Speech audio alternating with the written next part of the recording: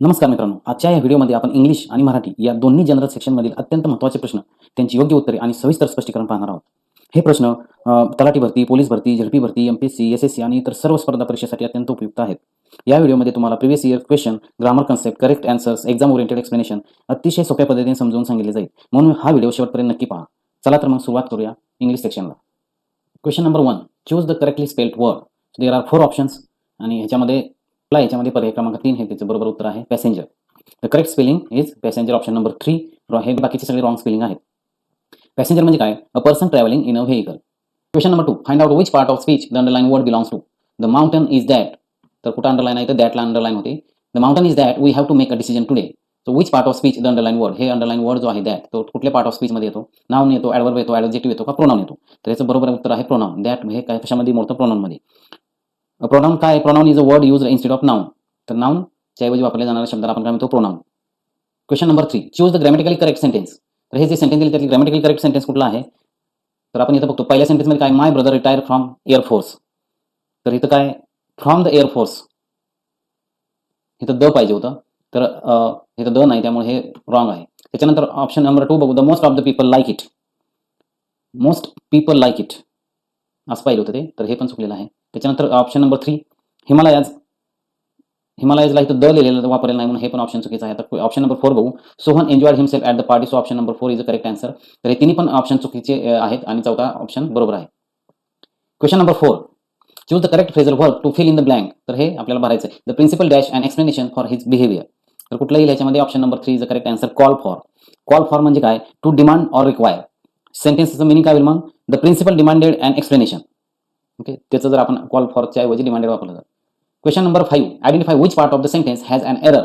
तर हे जे पार्ट केलेले सेंटेन्सचे, तर सेंटेन्स बघू काय आपण? My sister in law who live in Pandharpur have come to stay with us for a month. तर ह्याच्यामध्ये काय सांगितलं? एरर कुठल्या पार्टमध्ये आहे? तर कुठल्या पार्टमध्ये आहे आपल्याला एरर दिसते की ऑप्शन नंबर 2 बी पार्टमध्ये. हा ए पार्ट आहे आणि हा बी पार्ट आहे. तर माय सिस्टर इन लॉ काय? सिंग्युलर आहे.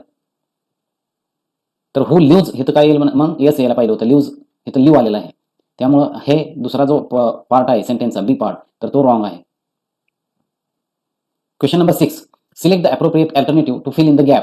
तर काय सेंटेन्स दिलेला आहे? Pallavi dash me of a girl I use to know. तर ह्याच्यामध्ये काय होईल? Option number 2 is the correct answer. Remind someone of something. तर प्रॉपर सेंटेन्स काय येईल? Pallavi reminds me of a girl I use to know. Question number 7, choose the most suitable one word for the given expression. विटी and clever retort. विटी and clever रिटॉर्टचं काय येईल? One word आपल्याला choose करायचं आहे त्याच्यामध्ये. तर ऑप्शन नंबर कुठला आहे? Option number 1 is the correct answer. Repartee. तर रिपार्टी म्हणजे काय? विटी रिप्लाय. त्याच्यानंतर ह्याचं मिनिंग काय?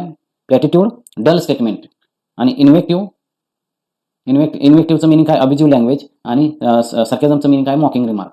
म्हणून option number 1 is a suitable word for this witty and clever retort.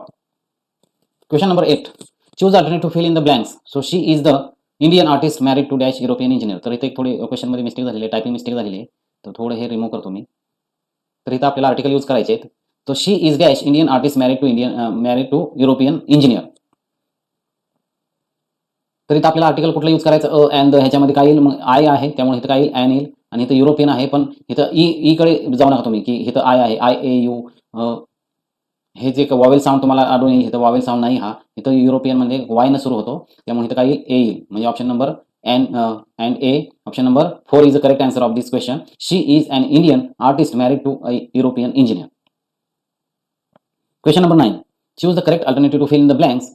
I am indebted dash you dash your help. तर काय ह्याचं correct answer? 2 and 4. Option number 4 is the correct answer. तर इथं काय होईल? Indebted to someone for something. Okay, तो I am indebted to you for your help. हे correct answer येईल option number 4. Question number 10, identify the figure of speech in the following line. O Christ it is the Inchcape rock. तर कुठलं येईल ह्याच्यामध्ये? Apostrophe. Option number 3 is the correct answer. कुठलं figure of speech येईल? Apostrophe. मग apostrophe काय? की absent person असेल किंवा अब्स्ट्रॅक्ट आयडिया असेल किंवा एखादा ऑब्जेक्ट असेल, त्याला काय करणे? उद्देशून बोलणे. मग इथं काय? ओ क्रिस्ट बोलतोय आपण, कुणाला तरी हाक मारतोय, त्यावेळेस आपण काय करतो? अपॉस्ट्रोफी फिगर ऑफ स्पीच आहे असं दाखवतो. त्याच्यानंतर question number 11, choose the correct synonym of the word brave. तर ब्रेवचं सिनोनिम काय आपल्याला माहिती आहे? समानार्थी शब्द विचारला, विरुद्धार्थी नाही, त्यामुळे तुम्ही लक्ष द्या. इथं जाणून बुजून ते विरुद्धार्थी शब्द पण टाकतात ऑप्शनमध्ये. तर ह्याचं काय? ब्रेव म्हणजे काय? Courageous. Option number 3 is the correct answer. आणि सिनोनिम म्हणजे आपल्याला माहिती आहे सगळ्यांना की काय? Having a same meaning of that word. म्हणून ब्रेवचं काय येईल? करेजियस येईल. आणि कावर्ड, फिअरफुल आणि वीक काय आहे? अपोजिट मिनिंगचे वर्ड आहेत. Question number 12 choose the correct antonym of the word ancient. आता इथे अँटोनिम म्हणजे विरुद्धार्थी शब्द विचारलेला आहे एन्शियंट वर्डचा. तर काय येईल त्याचं मॉडर्न. ऑप्शन नंबर 2 त्याचं मॉडर्न हे आन्सर आहे.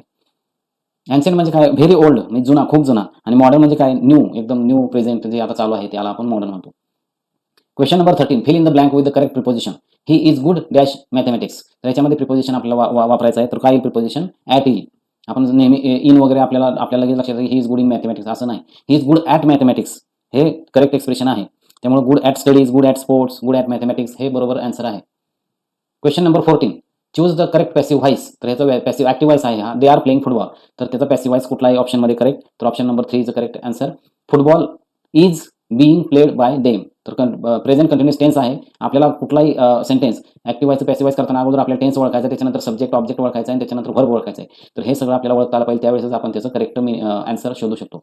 तर ह्याचं ऑब्जेक्ट बिकम सब्जेक्ट फुटबॉल. त्याच्यानंतर फुटबॉल काय सिंग्युलर आहे म्हणून तिथं इज वापरलेला आहे. त्याच्यानंतर इथं आयएनजी आहे प्रेझेंट कंटिन्युअस टेन्स आहे तो तसाच ठेवण्यासाठी आपल्याला बीइंगचा वापर करावा लागतो. त्याच्यानंतर प्ले काय आहे तो व्हर्ब आहे तर त्याचा आपल्याला थर्ड फॉर्म आपल्याला यूज करावा लागतो प्लेड पास्ट पार्टिसिपल आणि बाय यूज करून आपल्याला सब्जेक्ट लिहावं लागतो. सब्जेक्टचं काय होईल इथं ऑब्जेक्ट देम देचं काय होतं देम म्हणून football is being played by them हे करेक्ट ऑप्शन आहे. Question number 15 choose the correct indirect speech. He said I am happy. तर ह्याचं काय करायचं आपल्याला चूज द करेक्ट डायरेक्ट आहे तर ह्याचं इनडायरेक्ट करायचं आहे. तर कुठलाही ऑप्शन नंबर 1 मध्ये त्याचा आन्सर आहे. ही said that he was happy. तर रूल्स काय सांगतो आपला इनडायरेक्ट स्पीचचा एम असेल तर काय होईल वॉज होईल. एम चेंजेस टू वॉज आणि pronoun I changes according to subject he. Okay so त्याचं करेक्ट काय होईल एक्सप्रेशन मग he said that he was happy indirect स्पीचमध्ये. Question number 16 choose the correct meaning of the idiom once in a blue moon. Once in a blue मूनचं आपल्याला काय meaning correct meaning ऑप्शनमध्ये शोधायचं आहे. तर काय त्याचं very rarely option number 1 is a correct answer. त्याचं मिनिंग काय होईल की एखादी गोष्ट क्वचित घडते once in a blue moon very infrequently. So for example he visits us once in a blue moon आपण म्हणतो की व्हेरी रेअरली खूपच कमी वेळा. Question number 17 choose the correctly punctuated sentence. तर कुठलं सेंटेन्स करेक्टली पंक्च्युएटेड केलेलं आहे तर ऑप्शन नंबर 2 मध्ये आपल्याला दिसतंय. इथं व्हॉट इज युअर नेम लिहिलेलं आहे इथं फुल स्टॉप दिलेला आहे आणि इकडं एक्सक्लेमेटरी मार्क दिलेला आहे इथं कॉमा दिलेला आहे त्यामुळे हे बाकीचे ऑप्शन चुकीचे आहेत. व्हॉट इज युअर नेम आणि question mark option number 2 is the correct answer of this question. Question number 18 choose the correct form of the verb. ह्याच्यामधला आपल्याला चूज करायचं if I reach I would help the poor. तर इथं आपल्याला verb form correct काय होईल if I म्हणल्यावर आपण काय म्हणतो एम किंवा वॉज कारण आय सिंग्युलर आहे पण इथं आपलं इथंच नेमकं चुकतं की आपलं काय option number 3 is the correct answer. Question number 19 choose the correct degree transformation. Sentence काय दिले बघा Riya is taller than any other girl in the class. तर डिग्री ट्रान्सफॉर्मेशन आपल्याला करेक्ट चूज करायचं आहे. तर ऑप्शन नंबर कुठला आहे Riya is the tallest girl in the class no girl is as tall as Riya. So both option number 1 and 2 are correct. So positive comparative and superlative forms express the same meaning differently. तर आपल्याला हे 3 degree माहिती आहे positive degree comparative degree आणि superlative degree. तर comparative मध्ये काय तर Riya is taller than any other girl हे काय झालं कंपॅरेटिव्ह डिग्री. हे कुठली डिग्री आहे कंपॅरेटिव्ह डिग्री. तर आपल्याला काय करायचं आहे आता सुपरलेटिव्ह इथं कुठलं दिलेलं आहे रिया इज द टॉलेस्ट हे काय सुपरलेटिव्ह डिग्री आहे. त्याच्यानंतर पॉझिटिव्ह डिग्री कुठली आहे no girl is as tall as Riya. तर हे कुठले दिलेली त्यांनी कंपॅरेटिव्ह हे सुपरलेटिव्ह आणि हे पॉझिटिव्ह हे 3 आपल्याला डिग्री माहित पाहिजेत तरच हेच ऑप्शन आपल्याला करेक्ट चूज करता येईल. Question number 20 choose the correct spelling. तर हे एन्व्हायरमेंटचं स्पेलिंग दिलेलं आहे तर कुठल्या एन्व्हायरमेंटचं स्पेलिंग करेक्ट आहे तर option number 3 is correct answer. बाकीचे स्पेलिंग चुकलेले आहेत एन्व्हायरमेंटचं स्पेलिंग हेच बरोबर आहे. आणि एन्व्हायरमेंट म्हणजे काय आहे तर surroundings or natural world around us. आता मराठी सेक्शन बघू आपण next section Marathi section. Question number 21 आकाश या शब्दाचा समानार्थी शब्द कोणता. तर कुठला आहे आकाश या शब्दाचा समानार्थी शब्द नभ. Option number 1 is a correct answer. Sir समानार्थी शब्द म्हणजे काय समानार्थी असलेले शब्द आकाशचे समानार्थी शब्द कुठले आहेत नभ गगन अंबर. तर याच्यामध्ये कुठला दिलेला आहे नभ म्हणून option number 1 is a correct answer. Question number 22 सत्य या शब्दाचा विरुद्धार्थी शब्द कोणता. हे तर समानार्थी विचारला इथं विरुद्धार्थी. तर सत्य या शब्दाचा विरुद्धार्थी शब्द कुठला आहे असत्य. हे खूपच सोपं आहे तर त्याच्यामध्ये काही एक्सप्लेनेशनची गरज नाही आपल्याला माहिती आहे सत्याच्या विरुद्ध असत्य. क्वेश्चन नंबर 23 तो शाळेत जातो या वाक्यातील क्रियापद ओळखा. तर कुठलाही क्रियापद या वाक्यातील क्रियापद आहे जातो. तर क्रिया दर्शवणाऱ्या शब्दाला आपण काय म्हणतो क्रियापद म्हणतो आणि जातो हे काय क्रियापद आहे. क्वेश्चन नंबर 24 विद्यार्थी या शब्दाचे अनेक वचन काय होईल. तर विद्यार्थी या शब्दाचे अनेक वचन विद्यार्थीच राहील त्याच्यामध्ये काय बदल होणार नाही म्हणून option number 4 is a correct answer. काही शब्दाचे एक वचन आणि अनेक वचन समान असतात उदाहरणार्थ एक विद्यार्थी आणि अनेक विद्यार्थी. क्वेश्चन नंबर 25 राम आणि श्याम खेळत होते हे कोणत्या प्रकारचे वाक्य आहे हे साधे वाक्य आहे. Option number 1 is a correct answer. या वाक्यात एकच मुख्य क्रियापद आहे खेळत आहे त्यामुळे हे काय साधे वाक्य आहे.